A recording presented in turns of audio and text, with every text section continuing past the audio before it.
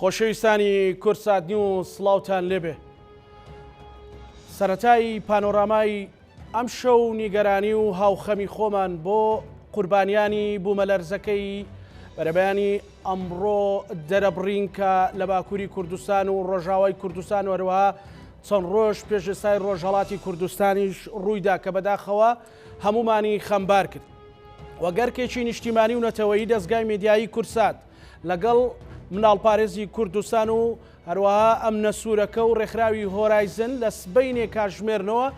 کەمپینێکی هاوکاری بۆ لێ قەوماوانی بوومەلەرزەکەی باکووری کوردستان و ڕۆژاوای کوردستان و ڕۆژهەڵاتی کوردستان ڕدەگەێنێت. هەڵبەتە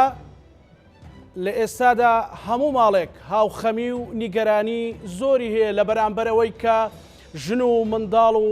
خەڵکێکی زۆر بەهۆی ئەو کارەساتە سروشتیەوە لەژێر دار و پەردووی ڕووخاودان و بێ ماڵ و حاڵ بوون. ئێمە ئەم نیگەرانیە تەنها لە دڵەکانماندا ناهێڵینەوە، بەڵکو دەستگای میدیایی کورسات وەک ئەرکێکی نەتەوەیی و نیشتیمانی لە سبەینەوە لەگەڵ ئەم نەسوورەکە و ڕێکخراوی مناڵپارێزی کوردستان و ڕێکخراوی هۆرایزن کەمپینێکی هاوکاری بۆ لێ قەوماوان و قوربانیانی نیشتیمان ڕێک دەخات. هاوکاری ئێوە، هاوخەمی ئێوە ئەوەیە هەر کەس لە ئاستی خۆی بە خواردن و کەلوپەل و تەنانەت خێمە بتوانێت هاوکاری ئەو کەمپێنەی دەستگای میدیایی کورسات بکات بۆی بتوانین لانی کەم بەشێک لە هاوکاریەکانمان و بەشێک لە هاوخەمیمان لە ڕێگەی ئەو پێداویستیانە بگەێنینە خوشک و براکانمان لە ڕۆژهەڵات و لە باکوور و لە ڕۆژاوای نیشتیمان. هاوخەمی و دەستبارگرتنی ئێوە بۆ ئەو کەمپینە بەشێک لە بێماڵ و حاڵان و لە لێ قەوماوان و قوربانیانی ئەو بوومەلەرزەیە کەم دەکاتەوە. ئێمە گەر نەتوانین لە ئێستادا لە ڕێگەی تیمی جۆرا و جۆرەوە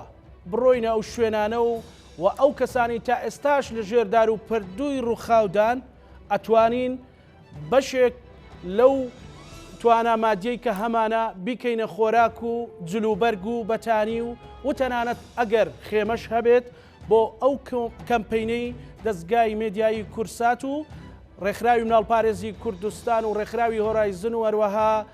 ئەم نەسوورەکە بۆ ئەوەی ئێمە بەشێک لە برینەکان یان هیچ نەبێت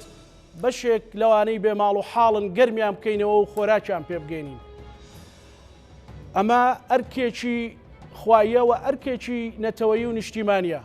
با هەمومان فریای خوشک و براکانمان بکەوین. دووبارە سڵاوتان لێبێ. هەڵبەتە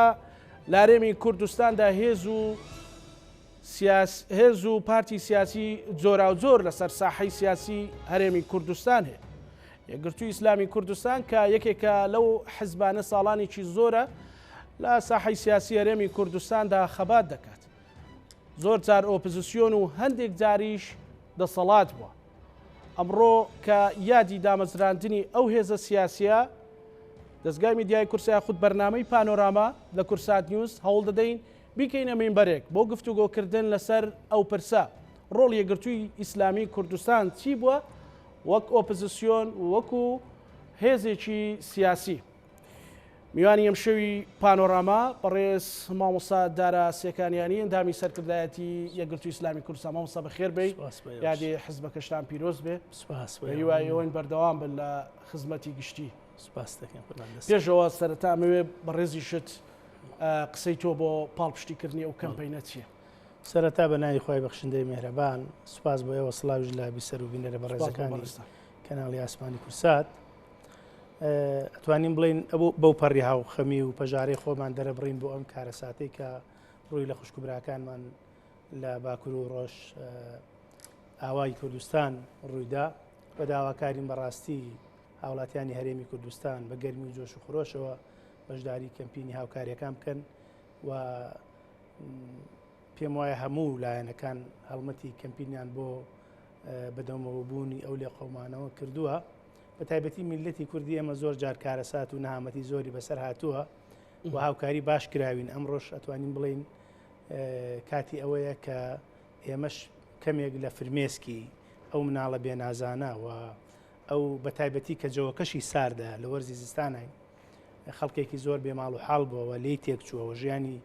جۆرە لە جۆرەکان دەربەدەر بووە بتوانین ئەرکی سەرشانیان سوک بکرێ کە ئەمە بەڕاستی هەم واجبێکی کوردایەتیە هەم واجبێکی ئینسانی وەکو مرۆڤایەتی هەم واجبێکی نەتەوایەتیە و واجبێکی ئاینیشە لە سەرشانمان ئێمەش وەکو یەکگرتووی ئیسلامی کوردستان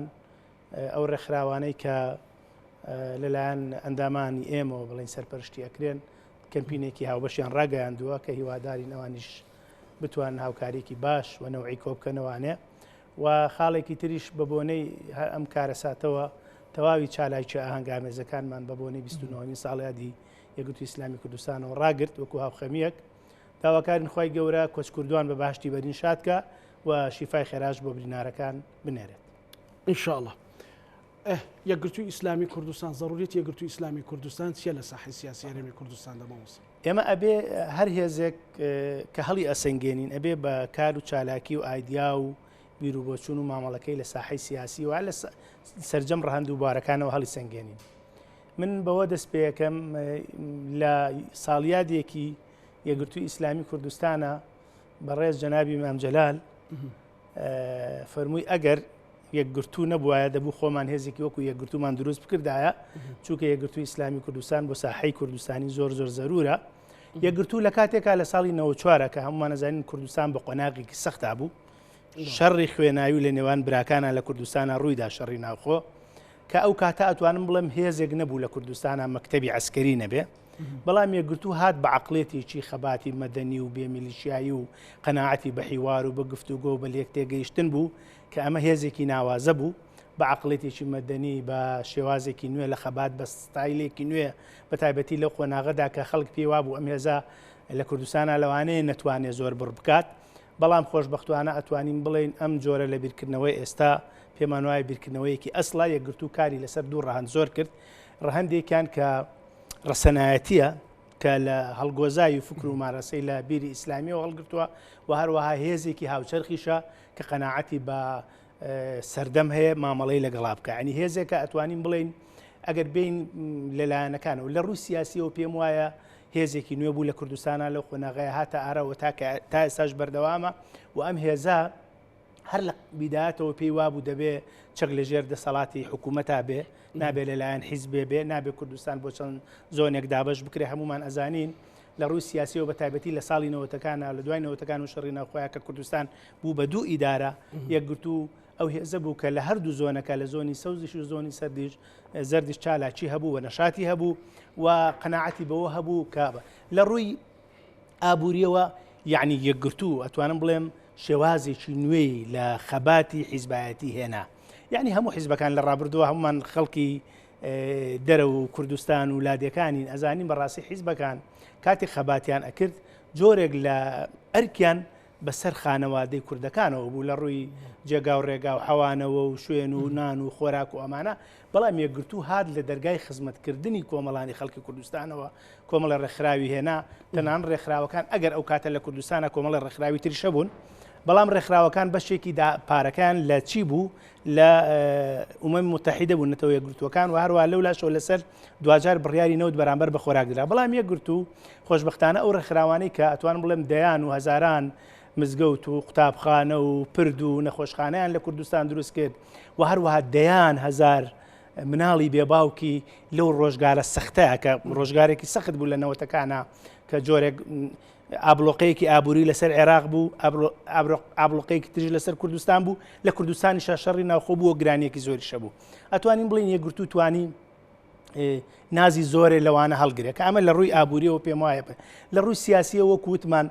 ئەم جۆرە لە ستایل و شێوازی خەبات و شێوازی گفتوگۆ و حیوار و مەدەنیانەی هێنا لە ڕووی کۆمەڵایەتیەوە بەڕاستی ئەگەر سەیرکەین ئەندامان و کادیرانی یەکگرتووی ئیسلامی کوردستان لە هەر کوچە کۆڵانێک هەبوو بن لە هەر ناوەند و گەڕەکێک هەبوو بن لە هەر فەرمانگەیەک هەبوون خەڵکانێکی هێمن بوون خەڵکانێکی لەسەرخۆ بوون خەڵکانێکی پەروەردەکراو بوون خەڵکانێک بووە کە هەوێنی ئاشتی کۆمەڵایەتی بوون لە گەڕەکانە یعنی ئەندامێکی ئێمە لە شوێنەکە هەم ڕۆڵی مامۆستایانە ئاینی ئەبینی ڕۆڵی مامۆستای ئەبینی ڕۆڵی موسڵحی ئەبینی لەبەرەوە ئەتوانم بڵێم یەکگرتوو ناتوانین کار و چالێکەکانی لە چوارچەوەی حیزبێکی تەقلیدیات قەتیز بدەین بۆ ئەتوانم بڵێم یەکگرتو قوتابخانەیەکە لە حیزب گەورەترە بۆ چونکە کاری زۆرتانە دەست بۆ بگرن لە سەرەتاوە تا کۆتایی ئێمە ئەتوانم بڵم خۆشببختانە کە ئێستاش قساکەین ینی ئێستا کۆمەلگای کوردی کاکزانە لە بەردەمی کۆمەڵە مەترسی گەورەدایە مەترسی شوناس مەترسی خێزان مەترسی پەروەردە مەترسی مادەی هۆشبەر و تلیاک مەسلەی ئەفکاری ئیباحی و ئیلحادی یعنی ئەتوانم بڵێم ئەوە قسەی من نییە قسەی دەستگاکانی ئاسایش و دەستگاکانی پۆلیسە کە هیچ ئەندامێکی گرتو لەسەر تاوان لەم کوردستانە بوو یعنی ئەم بزانە ئەم هێزە چه خزمەتێکی کردووە یعنی من ناو ڕێزەکانی یەکگرتووی ئیسلامی کوردستانە کاکە جگەرە خۆریتیانە نیمانە یعنی لەبەرەوەمە ئەمە ئەتوانم تۆ بڵێ ئەمە تۆ دەیان هزار ئەندامی پاک و ساغت پێشکەش بەم کۆمەلگایە کردووە کە ئەمە خزمەتێکی گەورەیە تەنانەت هاوکاری دەستگاکانی ئاسایش و پۆلیسیشمان کردووە بۆ ئەوەی لای کەمی ڕێژی تاوان کەم بکەینەوە لەم وڵاتەیە یعنی ئەمە یەکگرتوو ئەمە لەم ڕۆوە قسەکەی سەرۆک مامجەلالیش لەو ڕۆ بەتەئکید بۆ چووکە یەکگرتو وەکوتم لە قۆناغێکا لەدایک بوو هێزی سیراعی نێوان هێزەکان سیراعێکی قورس بوو یعنی لە کوردستانە ئێمە ئەگەر ئەو ڕۆژانە بێنەوە پێشچوی خۆمان یعنی سیراعێکی خوێناوی هەبوو بەداخەوە کە ڕۆڵتان چی بوو ئێمە خۆشببختانە پێداکردنی ئەو ئاگرا ئێمە خۆشببختانە هەموو ئەو لیژنانەی لەو کاتەیە دروست بوون لیژنەی ئاشتی بێ لیژنەی برایەتی بوو بێ لیژنەی حەو حیزبەکە بوو بێ لیژنەی چواردە حیزبەکە بوو بێ لیژنەی حەڤە حیزبەکە بوو بێ یەکگرتو کاراکتەرێکی سەرەکی بووە و پێی وا بووە کە ئەبێ ئەم شەڕە کۆتایی بێ ئەبێ بە حیوار و بە گفتوگە و لێتەگەیشتن و بڕۆن لاپەڕەکانی ڕێکوتنەکان یان بەیاننامە حیزبەکان هەڵ بدەنەوانێ ئەتوانین بڵین یەکگرتو ئەو هێزە بووە کە دەنگی دلێر بووە و بوێر بووە و هەمیشە فاکتەرێکی ئیجابی بووە بۆ ئەوەی ئاسایی لە کوردستانە ئاسایشی سیاسی ئاسایشی کۆمەڵایەتی ئاسایشی سەربازی ئەمانە هەمووی بەرقەرار بێ بۆ چونکە ئەم گەلەی ئێمە پێمان وا بووە قوربانی زۆری داوە تەسعی زۆری داوە بەرگەی ئەم هەموو لێکترازان و سیراع و ململانێ و شەکەتبوونە ناگرێ ئەم گەلە پێویستە خزمەت بکرێت و ئەوەی کوردستان ڕزگاری بوو نەک جارێکی تر تۆ بێ نەهامەتی و شەڕ و خوێن و بەرەوکی تاک بەتاکی ئەم ئینە بگرێ ئەمە ئەتوانین بڵێن لە ڕووی پەروەردەیەوە کە پێم وایە یعنی وەکوتم کارێکی زۆر گەورەی کردو یەکگرتووی ئیسلامی کوردستان کە دەیان هزار ئەندامی پەروەردە کردووە هەتا ئەو ئەندامانی کە لە ناو ڕیزەکانی یەکگرتووشان نەماون بە جۆرە لە جۆرەکان سێرەکەی سلوکاتیان ئەخلاقیاتیان مامەڵەیان شێوازیان کاریگەرێکی ئیجابی هەیە لە کۆمەڵگا من ئەکید بۆ بەرنامەی مەسەلەن پەیوەندیم کردو بە ژمارەی کادری یەکگرتووی ئیسلامی کوردستانەوە ئەوانەی کە نیگەرانن بە جۆرێک لە زۆرەکانی سیاست ناکەنیان ئەوانەشی کە لە ناو چوارچێوەی یەکگرتوودان و ئەوانەی دەرەوەش هەندێک پرسیاری لەو بابەتە بکەین مەسەلەن ئێوە تا چەند درێژکراوەی مەسەلەن یا کۆپی فکرێکن لە هەرێمی کوردستان زۆر جار ئەو ڕخنێت تا لە ژیرەکە ئێوە درێژکراوەی ئیخوا مسلمینن یان لەو ئێمە من بە دڵنیایەوە ئەڵێم کاک زانە دڵنیاکەمەوە هەموو هاوڵاتیانی کوردستان و سەرجەم دۆستان و لایەنگرانی ئەی فکرێکی تەواو یەکگرتووی ئیسلامی کوردستان هەڵقوڵاوی ناو خاکی کوردستانە ئەکرێ وەکو سوودمان لە ئەفکار و لە تەجروبە و لە مەدرسەی تر وەرگرت بێ بۆ نمونە ئەکرێ سوودمان لە مەدرسەی ئیخوان وەرگرت بێ سوودمان لە مەدرسەی جەماعەی ئیسلامی لە پاکستان وەرگرت بێ سوودمان لە هەر هێزێکی تر چۆن ئێستا یەکێتی نیشتیمانی کوردستان ئەڵێ لە ئەنتەرناسیۆ نالوانە هێزێکی ئەکرێ سوودی لە ئەفکاری ئەو ئێمە بەڵام یەکگرتووی ئیسلامی کوردستان هێزێکی کوردیە و بڕیارەکانی هەیکەلێتی هەمووی لە ناوخۆی کوردستانەوە سربەخۆیە و هیچ ڕەبتێکی ئۆرگانی لە بینی یەکگرتوو هیچ لایەنێکی ترانیە بەڵامی تر وەکو ئەوەی تۆ سوود لە ئەزمونێکی خەڵک وەرگرتووە ئەکرێ سوودمان لە ئەزمونی هەتا نەک حیزبی ئیسلامی لە حیزبی تریش وەرگرت بێ بۆ مانایی کە لە شێوازی هەیکەلێتی حیزبمانە لە شێوازی مامەڵە و ئۆرگانەکانی ڕێخستنمانە ئەمە پێم وایە شتێکی ئاساییشە بۆ هەموو بەڵام بۆ مانایی کە ئێمە ڕەبتێکی ئۆرگانیمان لەگەڵ هێزێکی دەرەوەی کوردستانە هەبێ دڵنیاتان کەم شتێکی لەو مامۆستا لە چوارچێوەیەکان ئێوە مەسەلەن ژمارەی کورسیەکانتان حەجمی حیزبەکەتان لە چوارچێوەکە هەندێک جارگەشەکە هەندێک جار دێتە خوارەوە ئێوە کە بەو شێوێن بۆچی مەسەلەن نەتانتوانی و ئایا پەیوەندی بە بەو کۆت و بەندانەوەی کە هێزە سیاسەکانی تر بۆتان دروستەکەن یاخود تاقەکە هەر ئەوەندەیە ئەتوانین بڵێ کۆمەڵە فاکتەر ڕۆڵیان هەیە لەمەیە یەکگرتوو هێزێکە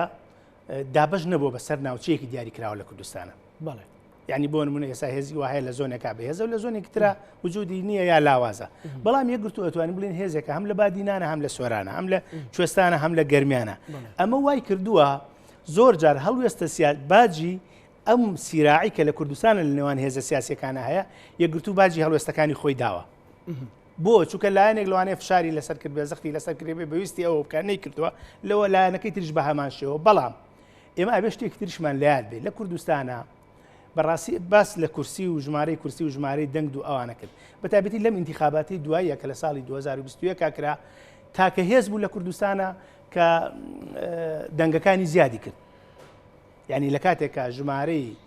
هاوڵاتیانی هەرێمی کوردستان کە بەشداریان لە پرۆسی دەنگدانا کرد زۆر کەمی کرد قیاسەن بە انتخاباتەکانی پێشوو بەڵام ژمارەی دەنگەکانی یەکگرتو زیادی کرد و ژمارەی کورسەکانیشی زیادی کرد ئەمە پێمانەوێڵ ئەگەر کەش و هەڵەوە حەزمی خۆتان یاخود ئەتوانم بڵێم ئاخر ئێمە لە کۆی 15 بازنەیە 12 بازنەی کوردستانە ئێمە لە 6 بازنە مڕەشەحیشمان هەبوو یعنی لە 6 بازنەکەی تر نەمان بووە لەبەرەوە ئەتوانم بڵێم ناتوانانی بڵێ ئێمە حەجمێکی حەقیقی سەر بەڵام پێمانەڵێ ئەگەر انتخاباتێکی نەزیه لە وڵاتەیە هەبێ و هوشیاری هاوڵاتیان هەبێ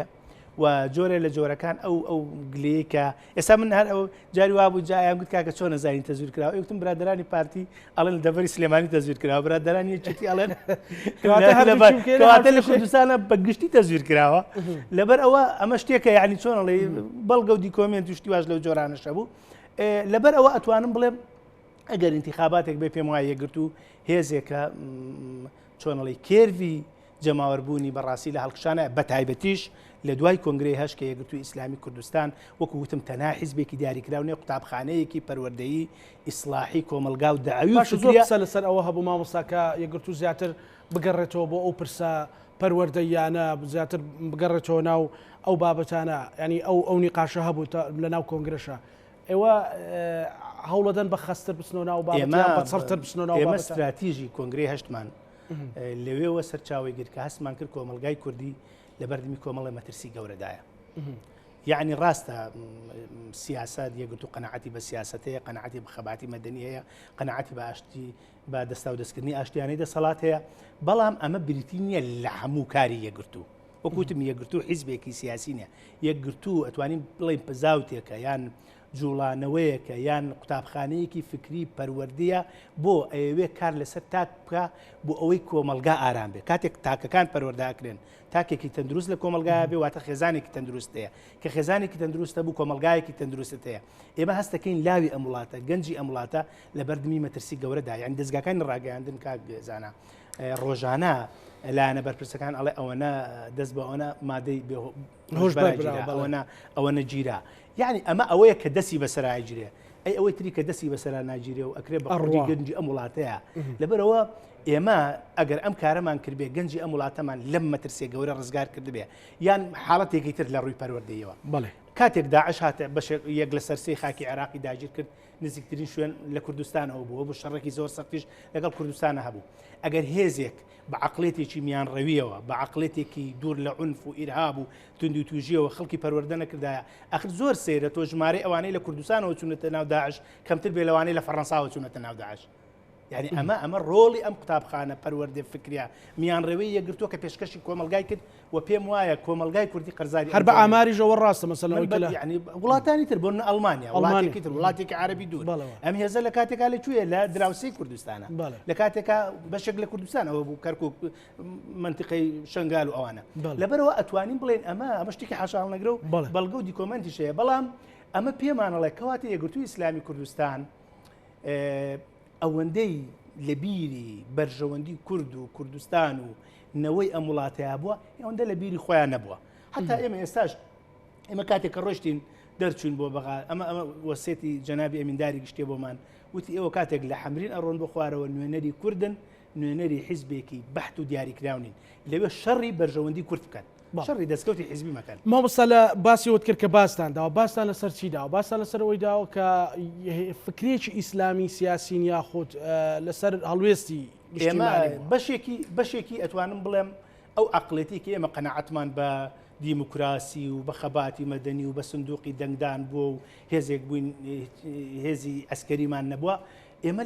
لە 2005 یەکەم هێز بووین کە شیعاری دژەگەندەڵیمان لە کوردستانە یەکەم هێز بووین ئۆپۆزیسیۆنماندایانە لە کوردستانە دەی لایەنێک من لایەنانە قبوڵی ئەوەی نەکرد بارەگاکانمان سووتا ئەندای مەکتەبی سیاسی و سەرکردایەتیمان لێ شەهید کرا ئەمە باجی گەورە نین کاکە جان لە وڵاتەیە داومانە لەبەر ئەوە لە کاتێکا ئەوی هەزەی کە بانگەشی دیموکراسیەکە خۆی قەناعەتی بە دیموکراسی نییە لەبەرەوە ئێمە ئەتوانم بڵێم یەکەم هێز بوون لە کوردستانە کە چۆنڵی شێوازی معارەزەیەکی ڕاستەوخۆمان داهێنا و بە لیستێکی جا بەشداری زۆر جار مامۆستا ئێوە هەندێک جار لە هەندێک وەزارەتدا وەزارەتی ژینگەتان وەزارەتی کارەباتان هەبوو بەڵێ مەسەلەن ڕەخنی ئەوە زۆر جار لێژیرەڵێن ئێوە نەتانتوانی دەسەڵات ئیدامە پێ بدەن ڕاتان کرد ئەمە زۆر جار یەکێتی و پارتی پێتان کەمتر یەکێتی وڵی خۆ لەبەرەوە نیکە کورساتین زۆر جار لە دیمانەکانە کە گفتوگۆ دروستە بێ ئەوە بە کادرانی یەکگرتووی ئیسلامیان بە ئێوە ئەوترێ ئێوە ڕاتان کرد لە دەسەڵات بۆ ئێمە گرفتەکە لە کوردستانە ئەوەیە لایەنەکان کە بەشدارە بن جگە لە پارتی وێکێتی لایەنەکان تر بە وەزیر بەشداریە بن نەک بە وەزارەت بەڵێ ینی وەزیرێکێ دەنێ ئەم وەزیرە ئێمە کاتێک ئەم وەزیرە بەشدارە بێ سوێندی خواردووە کە دڵسۆز بێ بۆ خەڵکی کوردستان و خزمەت بکە پلان و پرۆژە و بەرنامەیەکی هەیە کاتێک ئەزانێت لە بەری ناڕوە جێبەجێ ناکرێ ئەم بینی خۆی خوا باشتر نشدەوەی دەست لە کار بچێشێتوانە و ئێمە یعنی ڕاکردن ئەمە ڕاکردنیە بۆ خۆی توانی بمێنێتەوە ئەیتوانی بمێنێتەوە لە بەرژەوەندی حیزبیان بەرژەوەندی شخصی تایبەتی خۆی وەزیرەکە ئەپارێزرا بەڵام لە کاتێکە ئەمپی وایە بێ لە پێناوی بەرژەوەندی گشتیا قوربانی بە بەرژەوەندیەکانی خۆی بدا من نمونەیەکتر هێنمە ئێمە کاتێک لە بەپێی سیستەمێکی پەرلەمانی داوا ئیمزا کۆەکەینەوە فلان بەڕێز بێ لە پەرلەمان بانکشت بکرێ لی پرسێ لەسەر ئەم بارودۆخە کاتێک لایانی ئەمە قبول نەچکو ئێمە قەناعەتمان بە ئەزمموی دیموکراسی و خەباتی مەدەنی و شێوازی کاری سیاسی و حیزبی هەیە ئەومانەوە ئەم عقلێتەش زاڵ بێ بەسەر عقلەتی پۆپۆلیستی دا لەو لەلایەک و لەلایەکشتنەوە بەسەر عقلەتی پاوان خوازیدا لە کاتێکا وتیان ئەمیزا سەحبەکەنەوە یان ئێمە تەواوی پۆستەکەن کە پۆستەکان هیچ پەیوەندیان نەبوو بەم کابینە ئەمجارەوە بەس بووی هەڵبژارنی شارەوانەکەمون ئێمە خۆدان زۆری پارێزگادینان ئەو هەموو پۆستەمان ئامادە بین لەبەرەوە ئەمە کەواتە ئێمە ئەمەیە فشارەکان و ملمان بۆ فشارێک نەداوە کە تەنازل لە مەبدە و لە قەناعەت و لە شێوازی کار و خەباتی خۆمان باش یەکێتی ئەهۆنترە لەگەڵتانیان پارتی مامۆستا ئێمە ئەتوانین بڵێن هەرچەندێ ئێوە خۆتان لە خیتابەکەتانە بێک مەسافۆستاون ئێمە لە کوردستانە چونکە ئێمە زۆر کارمان لەسەر ئەوە کردووە یعنی ئێمە ئەمانەوێ ئێمە هینی هەر شیعارێکمانە ئەڵێن نحن دوعاء لا قضاة ئەڵێن ئێمە بانخوازین حکم نادین لەسەرا بۆ ئەمانەوێ چی بکەیت چونکە ئێمە ئەمانەوێ لە کوردستانە ئاسایشی سیاسی و ئیداری و کۆمەڵایەتی بەرقەرار بێت کاتێک کە تۆ ئەڵێ لایەنێک تاوانبارە و لایەنێک باشە ئەمە خراپ بۆ ئەکرێت لە هەندێک بڕگەیە لە هەندێک بڕگەیە لایەنێک جۆرێک لە جۆرەکان کراوەتر بێت جۆرێک لە جۆرەکان ئازادی زیاتر بێ بەڵام لە شتێکی تری شالەوانێ بە لەبەرەوە ئێمە ئەتوانین بڵێن بەڵام خۆشبەختانە یعنی ئەمە شتێکە ئەتوانین بڵێن ئێمە بەڵام لەگەڵ هەموو ئەو فشارانش کە لەسەرمان بووە پەیوەندیمان لەگەڵ لایەنەکانە پەیوەندێکی باش یعنی ئێستا تا ئێستاشی لەگەڵا بێ ئێمە چووکە بۆ چووکە وەکوتم ئێمە شەڕی بەرژەوەندی حیزبیمان نەکردووە ئەوەی ئەمڕۆ تێبینیم کرد ینی پرسیارەکەم ئەگەر بە حزبی لێوە نەگرت مەسەلەن سەرۆک بافڵ پیرۆزبایی کرد مەسەلەن کاقوبات کە ئەندامی مەکتەبی سیاسە پیرۆزبایی کرد مەسەلەن هەستە کرد یەکێتی گەرم و گورترە لە پیرۆزباییکردن لەگەڵتان تا پارتیان تا هێزە سیاسەکانی ئەوەی پێم وابێ زۆر بێ لە حیزبەکان بروسکە و بەیان نامە و سەردانیان کردووە هەتا ئێمە ئەوەی ئاستی لۆکاڵی لەگەڵ فەرقە مەسەلەن با سەرۆک ئێمە هەفتەیە لەمەوە پێش برادرانی پارتی لەسەر ئاسی مەکتەبی سیاسی لەگەڵتان کۆبوونەوە لەبەرەوە یەکگرتو وەکوتم چونکە یەکگرتو من ئێمە حتا بۆ پارتی وێکێتیش بە سەرحەت ئەممان وتووە وتومانە بوونی پارتی وێکردی بۆ ڕاگررتنی هاوسەنگی هێز لە کوردستانە چونکە لایەنێکیان تووشی حاڵەتێکی نائاسایی بێخراپ هەتا بۆ ناو خۆی یەکێتی ئەمە ویستومانە ناوماڵ یەکێتی تۆکمە بێ باشترە لەوەی تووشی حاڵەتێکی نائاسایی بۆ چونکە 2000 چێ زەرەکە هاوڵاتیانی هەرێمی کوردستان هەر قەیرانە دروست بێت لە بینی پارتی وێکێتیا لە بینی پارتی و پارتیا لە بینی یەکێتی وێکێتیا 2000 زیانەکە چیدا هاوڵاتیانی هەرێمی کوردستان و قەیرانەکە هەتا ئەو ململانی لە بەغاشە هەیە کاک زانە ئێمە زۆر تاکیدمان لەگەڵ ئەو برادرانە پێماوتون ئێمە لە بەغا بەڕاستی ژمارەیە کورسی باشمانەیە 63 کورسیمانەیە کوردەکان ئەگەر کۆدەنگ بین ئەگەر یەکدەنگ بین ئەکرێ فرە ڕنگ بین بەڵام با یەکدەنگ بین لەسەر کوردانە بین لەسەر پرسە نیشتیمانیەکان شەڕی شایستە دارایەکان بکەین شەڕی مافە دەستوریەکان بکەین شەڕی ناوچە جێناوەکان بکەین لە بیری ئەوانە بین ئەم پۆستە بۆ من بیا بۆ تۆ بێ بۆ من نەبێ نابێ بێ ئەمە بەڕاستی عقلێتێکی کوردانەوە خزمەت بە ناو ناوبان کوردیش ناکات. باشە مامۆستا لەو ململانیانی چیتی و پارتی ئەوە بە هیچ شێوەیەک لە حاڵەتی زۆر تومبوونی شاخۆتان یەکلاکەنەوە ئێمە هەمیشە وتومانە هەمیشە هەر پرۆژەیەک پێوەری ئێمە ئەوەیە کاکسانە هەر پرۆژەیەک بزانین لە پێناوی بەرژەوەندی هاوڵاتیانی هەرێمی کوردستانە پشتگیریمان کردو پارتی بیانێکرد ئێستا بۆ نمونە ئەم جارە ئێمە لە بەغا زانیمان عێراق بەرگەی لێکترازان ناکرێ هێزێک بێ بڵێ کاکە من حکوومەتێکی زۆری نیشتیمانی و هێزەکانی تر هەمووی دەرەنێم عێراق هەر خۆی حاڵەتێکی بە تەوافقی هاتووە پۆستی سەرۆکی وەزیران بۆ شیعەیە پۆستی سەرۆکی پەرلەمان بۆ سوننە پۆستی سەرۆکی کۆمار بۆ کوردە ئێمە لەسەر ئەساسێکی تەوافقیە تۆ دێم تەوافقەتێکی کەواتە ناوماڵی عێراق ئێستا ئەم مێزاوە بی لێرێنەوەنە پەرداخانە تێکەچن عێراق گەر ئیستیقرار نەبێ هەموو ژیانی لێ تێکەچێ ئێمە لەبەرەوە ئەم نەچوین بەژاری دانیشتمان نەکرد بەڵام بۆ شتێکی تریش کە پێمان وابێ مەشروعێک ئەگەر برادرانی پارتیشتە بەنیکەن پێمان وابێ بۆ بەرژەوەندی کورد بێ پشتیوانی یەکەین و یەکێتیش پێمان وابێ بۆ بەرژەوەندی کورد بێ پێوەرەکە لای ئێمە ئەوەی پێم وایە لە ڕابردووشە ئەممان سەلماندەوە بەڕاستی زۆر باش هەندێک جار یانوت بادینان و سۆرانیان دابش کردەوە مەسەلەن ئەوەتان ئەو کاڵ کردەوە ئێمە خۆشبەختانە ئەتوانم بڵێم یەکگرتو و ناوەکەی بەخۆیەتی یەکگرتوون بە دڵنیایەوە یەکگرتوین و یەکگرتووی ئیسلامی کوردستان ئەتوانم بڵێم خۆشبەختانە هەر لە زاخۆوە هەتاوەکو کفری و کەلار و خانەقین یەک موقیفە یەک هەڵوێستە بەڵام دوجار ئەمەیە جاری وایە وەکوتم ئێمە هێزێکین ئەبێ هاوسەنگی چۆنە لەی باجی ئەومان داوە کە هێزێکی سەرتاسەرین لە کوردستانە بۆیە زۆر جار لەوانەیە هەڵوێستەکانمان بەدڵی برادرانی یەکێتینەوە یان بەدڵی برادرانی پارتینەوە بێ ئەوەیە کە جاری وایە تۆزێک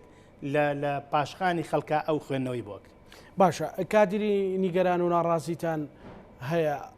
ئەوانە مەسەلەن بۆچی لێتان نیگەران بوون هێزێکی پەروەردەیی و هێزێکی ئەوها کە خەریکی سلمی ئیجتیماعیە بۆچیە بێ کارەکانی لێ تۆڕ ئێمە هەموو ئەو براوە خوشکە بە ڕێزانەی کە ڕۆژە لە ڕۆژان خزمەتیان بە کار و کاروانی یەکگرتووی ئیسلامی کوردستان کردووە سوپاسیانەکەین و خۆمان بە قەرزاریان ئازانین بەڵام دوجار ئازیزەکەم ئەم یەکگرتوو کە دین نییە وەسیلەیەکە لای ئێمە یەکگرتوو وەسیلەیە ئامانج نییە ئامانج لای ئێمە خزمەتە خەڵک لە دوای پێغەمبەرەوە بۆ وازی هێناوە و کە هەر دینیش بوو ئیتر لەبەرەوە تەبیعیە تۆ لە هێزێکی سیاسیا خەڵک نیگەرانیشە بێ و بێتاقەتیشە بێ و ئەچێتە ماڵیشەوە دائنیشە ئەنجا مەرجیش نییە بەڕاستی تۆ لە کۆی تەمەەن تا هەر کادیرێکی چالاک و نەشید بی لەوانەیە هەر ئێستا تەبیعەتی ئینسان وایە لەوانەیە لە قۆناغێکی تەمەنیا بتوانێت خزمەت بکە لە قۆناغێکی تەمەنیا لەوانەیە پشتیوانێک بێ لە ماڵەوە قۆناغی تەمەنیا لەوانەیە بتوانێت نووسەرێکی سەرکەوتوو بێ کەواتە مەرج لەبەرەوە من ئەڵێم خۆشبەختانە یعنی ئەو خوشکوبرانی کە جۆرە لە جۆرەکان نیگەرانیشن هەستەکەین لە ماڵەکانی خۆیانەوە ئاسەواری یەکگرتووبوونیان پێوە دیارە و بەردەوام ئەتوانم بڵێم لە کای خزمەتی یەکگرتوودا کە ئێوە حزبێکی پەروەردەین و مەسەلەن پەروەردەکردن ئەبزانم چەند قۆناغێکتان هەیە تا ئەچیتە پێشەوە کۆمەڵێک هاوڕێم هەیە مەسەلەن بەڵام کادرتان هەیە لە ئاستی باڵایەوە پێتان گەیاند بێ و بچوبێ بۆ ناو هێزولانی سیاسی تر وەکوتم تەبیعیە یان کەمترینتان هەبووە لە هەموو هەبوو ینی پارتی بۆ یەکێتی بۆ بە پارتی بڵێم کەمترینمان هەبووە بەڵام بە فعلی یعنی ئەندامبوون لە ناو یەکگرتووی ئیسلامی کوردستانە قۆناغێکی هەروە ئاسان نییە ئێستا چۆن ئەندامی یەکگرتوو مامۆستا بۆ هێزێکی تر کابرا بڵێ کاکە من ئەبم بە ئەندام لە حیزبێکترە لەوانەیە قبوڵی بەڵام لە ناو یەکگرتووی ئیسلامی کوردستانە چونکە قۆناغێکی پەروەردەیی هەیە ئەم قۆناغە پەروەردەیە ئەبێت تۆ لەگەڵ یا بڕۆی و ئەوەش پێم وایە توانیمانە کاریگەریەکی باش لەسەر تاک پەروەردە تاک دروستکەین و تاکێکی خۆنەویستی دڵسۆزی خەمخۆر پێشکەش بە کۆمەلگا بکەین بەڵام ئەمە بۆ چێ ئەمە بۆ کادیری سیاسی و ئەندامی حیزبیە لە بەڵام تۆ ئەکرێ خەڵکێک لایەنگرت بێ و بەم قۆناغی تۆشانە ڕاپشتیوانی پرۆژەکەی تۆ بێ خۆ ئێمە کاتە لە کاتی دەنگدانە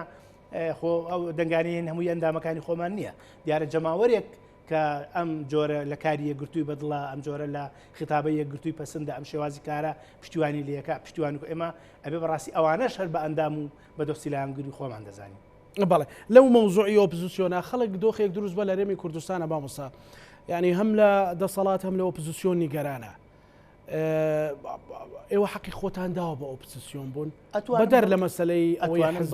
ئەتوانم بڵێم ئەمە یان ئەبوو زیاتر بکەن ئێمە ئەکرێ وەکو تموح هەمومان تموحمان زیاتر بوو بێ بەڵام جاری وا هەیە جوتیارێک تۆوێکە کاتەوە کەشی باشە و بەڵام جاری وا هەیە کەش و هەوا لەبار نییە ئێمەش بەڕاستی یعنی ئەم بارودۆخی لە کوردستانە هەیە بمانەیەنەوانە بێ کاریگەری هەیە لەسەر دۆخی سیاسی دۆخی لایەنەکان بەگشتی ئێمە ئەتوانم بڵێم وەکو ئۆپۆسیۆن شێوازێکی جوانمان لە ئۆپۆسیۆنداهێنا نهاتین خیتابێکی پۆپۆلیستی بڵێن ئەوەی هەیە ئەبێ بڕوخی ئەبێ لە ناوچێ ئەبێ نەمێنێ هەمووی زەربی سفرکەین ئاخر ئەم عەقڵێتە پێم وایە خزمەت بە پێکاتی کوردی و بەدەسەڵاتی بە عەفو بە ئەزمموی کوردی بە قواری کوردی ناکە لەبەرەوە ئەمەمان لەو لاشەوە نەهاتین هێزێک بین چۆنەڵێ ئیتر لە هەر شوێنەکان نەحەقیمان بینی بێدەنگ بین لەوەشە ئەتوانم بڵێم بۆ ئەوە لە ئۆپۆسیۆنە پێم وایە ئۆپۆسیۆنێکی باش بووین بەڵام بە شێوازی خۆمان ڕازین لە خۆتان مەسەلەن هەموو پێداچوونەوە ئەکە هەموو حزبێک لە یادی دامەزرانیە پێداچوونەوە ژوورە تایبەتەکانە لە مەجلیسەکانە وتیتان هەیە لەناو یعنی ئێمە ئێستا بڕۆ بەیاننامەی 6/2/1994 یەکگرتوو بخوێنەوانە ئەڵێ بۆ ئەمڕۆ نووسراوە بۆ چونکە ئەدەبیاتی ئێمە ئەدەبیاتێکی واقعیە ئەدەبیاتێکی شمولیە ئەدەبیاتێکی خەیاڵاوی نییە ئێمە کاکە وعدێ بە جەماوەر بدەین بڵێن کاکە کە دەرچوین ئیتر سەقفێ هات سەقفی طموحاتی بەرزەکەی ئێکە کە ناشتوانی دوای خەڵک ناومێ دەبێت لە پرۆسەی سیاسی لە ئۆپۆزیسیۆن لە سندوقی دەنگدان ئێمە ئەڵێن کاکە واقعانە مامەڵ لەگەڵ خەڵکا بکەین ئەم خیتابە پۆلیستیە ئەم خیتابە هیوا و ناومێدی هیوای خەڵک وا بەرزەکەیەوە دوجار پێم وایە زەرەر لە کای سیاسی و لە خەباتی مەدەنی لە سندوقی دەنگدانەدەی کە پێم وایە یەکگرتوو مامۆستا هەموو حەزبێک ئیشەتی و پارتی دیارە زوو ئەڵێن مەسەلەن ئەوە تیجارەتەکەنەوەهانە تەمویلی یەکگرتووی ئیسلامی کوردستان لە چیەوە دێ تەمویلی یەکگرتووی مەڵبەندتان هەیە تەلەڤیزۆنتان هەیە ڕادیۆتان بەڕاستی من ئەڵێم لێرەوە سوپاسی یەکە بە یەکەی ئەندامانی یەکگرتووی ئیسلامی کوردستانەکەم و دەستیانە کوشین تەمویلی یەکگرتووی ئیسلامی کوردستان بەڕاستی ئەرکی ئێمە لەسەر جیرفانی براخوشکەکانمانە یعنی هەموو ئەندامێکی ئێمە التزاماتێکی مالی هەیە و خۆشبەختانە ئەیدا لەو لاشە ئەوەی بەرپرس بیان هەر ئەندامی بەسیط هەر کەسێکە بێ بە ئەندام خۆ دەزانی لای ئابوونە مەرجێکی ئەندامی بوونە بەڵێ بێ ناو حیزبە لەبەرەوە ئەتوانم بڵێم خۆشبەختانە نەک ئێمە یعنی تۆ سیرکە ئێمە نەگەوە بڕواتەکەی یعنی جۆرێک لە ئۆرگانەکانی یەکگرتوو لە لق و ناوچە و مەڵبەندەکانی بوونەتە شوێنی بەدەمەوە بوونی نەخۆش و لێقەوما و ئەوانەی کارەساتبارن یعنی جۆرە لە جۆرەکان بۆیە وتم یەکگرتوو لە ناکرێت بڵێ حیزبێکی سیاسیە یعنی لە حیزب گەورەترە قوتابخانەیەکە لەو لاوە ئەو هەموو بێنازە بەخێوەکە لەو لاوە بەدەم نەخۆشەوەی بەدەست لەبەرەوە ئەتوانم بڵێم سەرچاوی داهاتی یەکگرتووی ئیسلامی کوردستان بە دڵنیاییەوە ئەندامەکانی خۆینن و ئەو خەڵکە خێرخوازش کە بەبێ مەرچاوکاریمانەکە خەڵکی خێرخوا ئێستا یارمەتیتانەدا بە دڵنیاییەوە تۆ دوجار ئەزای بۆ کاکزانات چووکە وەکوتم هەندێک هێز دەڵێت مەسەل هەندێک ڕەبتی ئیسلامی سیاسی هەیە مەسەلەن ئەڵێ مەسەلەن لە هەندێک لە ڕەمەزانانە ژێر نووسێک لە تەلەڤیزۆنەکە نووسێ لە زەکات و سەرفترا بە تەلەڤیزۆنەکەمان حەڵاڵە ینی ئێوە پێتان وایە بۆ سپێدە و ئەوانە حەڵاڵن ئەمە جارێمە ئەوە ئابێت لە بین لە پیاوێکی پسپۆڕی لە زانایەک بپرسین جا خۆشبەختانە یەکگرتووی ئیسلامی کوردستان بشن بۆ دین سڵحاوی الحەمدولله لەلایەنە ئیسلامیەکانی تریش کۆمەڵە زانای بەڕێز و خاوەن ئەزمموی تایە کاتێک ئەوانە ئەو بڕیارە ئادەن و فتوایدەن پێم وایە ئەبێ مەخرەجێکی ئەو قەتەوتان کردووە پێم وایە کرابێت یعنی ئاسایە بۆ تەلەڤیزۆن ئێستا یعنی تۆ تەبعی خۆمە وکردم ئێمە نابێت لە بوا بە زانستە شەرعیەکە چکۆ ئەلی اختصاص خۆیە بەڵام دیارە زەکات کۆمەڵێک چەند بابێکە هەژ بابێکە کە باس کراوە دیارە جۆرە لە جۆرەکان مەجای ئەوی تا دۆزرابێتەوە زۆر باشە مامۆستا ینی بابەتی بەسەرەستا کۆمەڵی دادگەریشەیە کە پاشخانێکی ئیسلامی هەیە و وەکو حزب زوتنەوەی ئیسلامی هەیە مەسەلەن بۆچی ئێوە ناتوانن لەگەڵ یەکە هەمیشە بەرەیەک پێک بێنن مثلا ڕەنگە دەنگتان خۆی ئەسڵ ینی واقعیە مەقسە بکەیت ئەسڵ بوو ئەگەر نەبین بە حیزبێکیش ینی لە حیزبەکان نەتوینەوە کە ئەمە قورساومان ببین بە حیزبێک بەڵام ئەکرێن لە چوارچەوەی پرۆژەیەکی هاوبەشا کارکەین کە خۆشبەختانە کاک بزانە ئەم حیزبە ئیسلامیانە لە کوردستانە گرفتیان نییە و بەریەککەوتنیان نییە ئەندام یەکتر نابن ئەدەبیات جیاوازە پەروەردە جیاوازە ئازادە ئەڕابۆی لە نەمامۆستا یعنی مەبەستمەوە ئەدەبیاتەکە جیاوازە چیە مەوزوعەکە یعنی جاهاز دەکەن خاڵی جیاوازتان هەبێ لە نێوان ئێمە پێم وایە ئەگەر بڵین لە 190 خاڵەکانمان مشتەرەکە لە هەندێک شتێکە جیاوازین کاویش پێم وایە زۆر ئاساییە یعنی زۆر ئاساییە بەڵام خۆشبەختانە وەکو کوتم پەیوەندیەکی تۆکمە و بەهێز لە نێوانمانە هەیە بەڵام باش ئەگەر حیزبێکی ئیسلامی لە دەسەڵاتە بوو یعنی نابێ ئۆپۆزیسیۆنی هەبێ نابێ ئیسلامێکی دروست بێ ئۆپۆزیسیۆنی کەواتە بۆ ئێستا کوردیە کوردەوانە بەڵام ئەمە حیزبە کوردی هەیە لەبەرەوە تەبیعیە یعنی ئێمە قەناعەتمان بە فرەی هەیە لە کاری سیاسیە بەڵام خۆی گرتو کۆمەڵیان کوتە دینێکی جیاوازمان هەیە مامۆستا من لە سەرەتا ڕامگەیان کە کەمپینێک هەیە بازارێک پامنێرمان لە ئەمنە سوورەکەی سلێمانیەوە لەگەڵمانە بێ مەریوان عەبدوڵڵا هەڵبەتە جارێکی تەرتەکی دەکەمەوە کە بەهۆی ئەو بوومەلەرزەی کە لە باکووری کوردستان وەرەوە ڕۆژاوای کوردستان و چەند ڕۆژ پێشستا لە ڕۆژهەڵاتی کوردستانیش ڕوویدا ژمارەیەکی زۆر هاوڵاتی بوونەتە قوربانی چەوانی گیانیان لە دەستدا چەوانەی بریندار بوون ژمارەیەکی زۆر لە هاوڵاتیان بێماڵ و حاڵ بوون دەستگای میدیایی کورسات لەگەڵ ڕێکخراوی منداڵپارێزی کوردستان وەروە ئەمنە سوورەکە و ڕێکخراوی هۆرایزن سبەینێک کاژمێرنەوە لە ئەمنە سوورەکە کەمپینێکی کۆکردنەوەی پێداویستی و فریاکەوتن بۆ لێ قەوماوان ڕادەگەێنێت ئێستا هاوکارمان مەریوان عەبدوڵڵا لە ئەمنە سوورەکەەوە لەگەڵمانە مەریوان سڵاو لێ بێم کاتت باش ئامادەکاریەکانی دەستگای میدیایی کورسات و منداڵپارێز و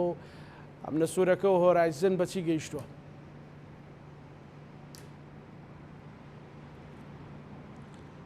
زانا سلااوتان لەبێت لە مۆزەخانی نیشتیمانی ئەمنە سوورەکەی شاری سلێمانی و لەگەڵتان ئەم سبەینێ کەمپینێکی گەورە بەڕێوە دەچێت کە دەستگای میدیایی کورسات ڕێکخراوی منداڵپارێز و ڕێکخراوی هۆرایزن و ڕێکخراوی منداڵپارێزی کوردستان ڕێکیان خستووە بۆ هاوکاریکردنی لێ قەوماوانی کارەسات یان بردمان یان بوومەلەرزەکەی ڕۆژاوا و باکوور و ڕۆژهەڵاتی کوردستان ئەوەی کە کەمپینەکە ئامادەکاری بۆ کراوە دیارە هەموو ئامادەکاریەکان تەواو بوون سبەینێک کاژمێر نۆ کەمپینێکی گەورە لە ئەمنە سوورەکەی شاری سلێمانی مۆزەخانەی نیشتیمانی ئەمنە سوورەکە بەڕێوە دەچێت کە هاوشێوەی کەمپینەکانی تری دەستگای میدیایی کورسات چاوەڕێت دەکرێت بە کەمپینێکی یەکجار گەورە و فراوان بێ لە سەراستی هەم پارێزگای سلێمانی هەم هەموو هەرێمی کوردستان بۆ کۆکردنەوەی هاوکاری بۆ لێ قەوماوانی بوومەلەرزەکەی باکووری کوردستان هەروەها ڕۆژئاوا و ڕۆژهەڵاتی کوردستان خۆتان ئاگادارن لە شەوی ڕابردووەوە ئەو کارەساتیان و بوومەلەرزەی کە بەشێکی زۆر لە ناوچەکانی کوردستانیان باکووری کوردستان و ڕۆژهەڵات و ڕۆژاوای کوردستانی گرتووەتەوە ئەمە وای کردووە کە ژمارێکی زۆر لێ قەوما و بەهۆی ئەو بوومەلەرزەوە زیانیان پێ بگات ماڵ و حاڵیان تێکچوو و باڵەخانە و خاونەکانیان زیانی گەورەی پێگەشتووە وەک ئاوکارێکی مرۆیی وەک ئەرکێکی نیشتیمانی دەستگای میدیایی کورسات ڕێکخراوی منداڵپارێز ئەمنە سوورەکە و ڕێکخراوی هۆرایزن سبەینێ کەمپینێکی گەورە ڕێک دەخەن بۆ کۆکردنەوەی هاوکاری مرۆیی و هاوکاری گەورە دەبێت بۆ بەهاناوە چوونی و کەسانی کە زیانی گەوریان بەرکەوتووە تەوان هاوکاریەکان کۆکردنەوەی خۆراک و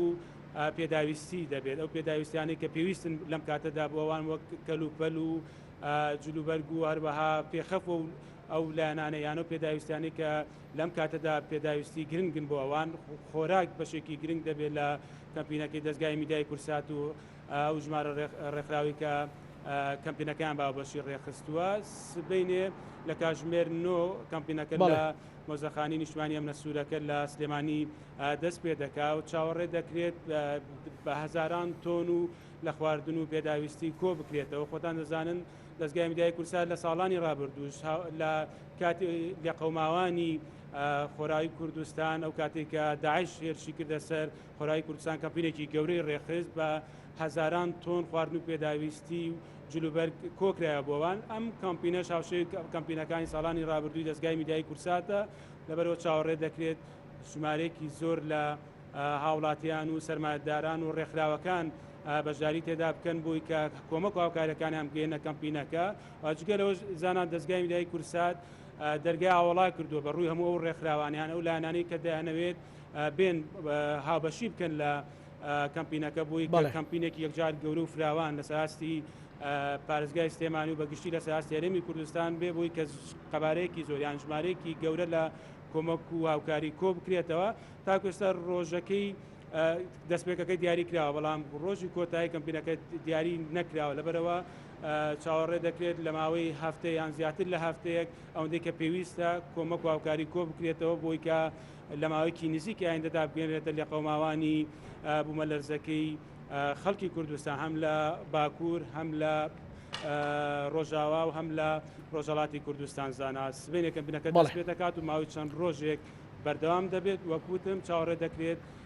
بە هەزاران تۆن خواردن پێداویستی جلوبەرێک ئەوەی کە لەم کاتەیە پێویستە بۆوان کۆ بکرێتەوە. بەڵێ سوپاس بۆ تۆ مەریوان عەبدوڵڵا لە منەرسوورەکەی سلێمانی لەگەڵمان بووی. سوپاس بۆ تۆ ئێمەش داوا لە خێرخوازانەکەین کە سبەینێ هاوخەمیەکانیان بە گەیاندنی کۆمەک و هاوکاریەکانیان بەشدار بن لە کەمکردنەوەی ئازارەکانی قوربانیانی بوومەلەرزەکە. مامۆستا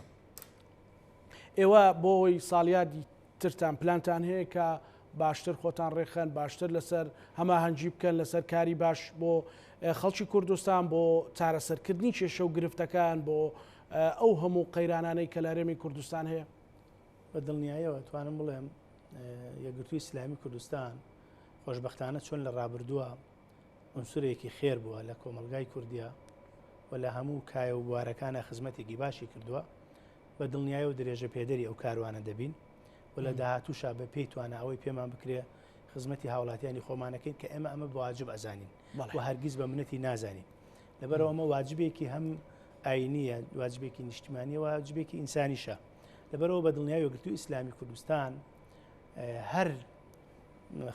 خاوێن پێداویستیەک لە هەر گۆشەیەکی ئەم وڵاتەدا هەبێ بە پێیتوانە ئێمە بەدەمیەوە دەبین. جاری وایە پێویستەکە لەوانەیە لە ڕووی فکریەوە بێ لە ڕووی پەروەردەیەوە بێ لە ڕووی ڕۆشنبیریەوە بێ چونکە بەڕاستی کۆمەلگای ئێمە ئەبێ کۆمەلگایەک بێ زۆر کار لەسەر هوشیاری تاک بکەین چونکە کاتێک هوشیاری تاک هەبێ لە کۆمەلگایە ئەم قەیرانانەی کە زۆر جار ڕوو ئەدەن کە نەخوازراون بەداخەوە هەمومان پێوە نیگەرانین بۆی ڕوونەدەن ینی ئەم کۆمەلگایە بە کۆمەلگایەکی پاک بە کۆمەلگایەکی تەندروست بمێنێتەوە بەردەوام بێت. بەڵێ پەیامت بۆ کادر و لایەنگرانی یەکگرتووی ئیسلامی چییە؟ لە بە بۆنەی 29 هەمین ساڵیادی ڕاگەیاندنی یەکگرتووی ئیسلامی کوردستانەوە پیرۆزبایی لە بەڕێز جەناب ئەمینداری گشتی و ئەندامانی سەرکردایەتی و ئەنجومەنی جێبەجێکردن و سەرجەم ڕێخستنە سەربەرز و دلێر و بیوەرەکانی یەکگرتووی ئیسلامی کوردستانەکەم و پیرۆزباییش لە سەرجەم هاوڵاتیانی هەرێمی کوردستانەکەم کە یەکگرتوو ئەتوانم بڵێم هەمویان بە دۆست و هەواداری خۆی ئەزانێت کە پێم وایە یەکگرتوو هی هەمووانە و بۆ هەمووانە. نێت ئێمە سادقانە بوو لە خزمەت یەکگرتوو. سپاس بۆ بەڕێز مامۆستا دارا سێکانیانی ئەندامی ئەنجومەنی سەرکردایەتی یەکگرتووی ئیسلامی کوردستان. سپاس دووبارە ئەو ساڵیادتان پیرۆزە بە هیوان لە پێناو چاکەی گشتی و خەمی گشتی بەتوان. سپاسی.